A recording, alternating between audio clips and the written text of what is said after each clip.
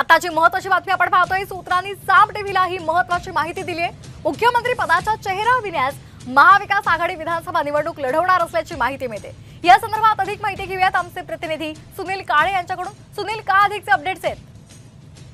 आपण बघतोय की आता अवघे 3 महिने जे आहेत लोकसभा विधानसभा निवडणुकीला आहे आणि त्या पार्श्वभूमीवरती कुठलाही वाद टाळण्यासाठी खरं तर ही भूमिका घेण्यात आलेली आहे आणि जेणेकरून काँग्रेस असेल, राष्ट्रवादी असेल किंवा शिवसेना ठाकरे गट असेल, हे तिन्ही पक्ष एकत्रितरित्या या निवडणुकीला सामोरे जाणार आहेत आणि मुख्यमंत्री पदाचा चेहरा जो आहे तो या निवडणुकीला नसणार आहे। एकत्र निवडणूक लढल्यानंतर ज्यावेळेस निकाल लागतील त्यानंतर मुख्यमंत्री पदाच्या चेहऱ्याबाबत चर्चा होईल।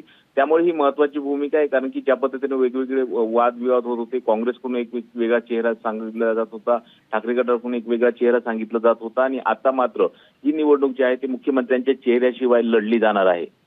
अगदी धन्यवाद आपण दिलेल्या माहितीसाठी।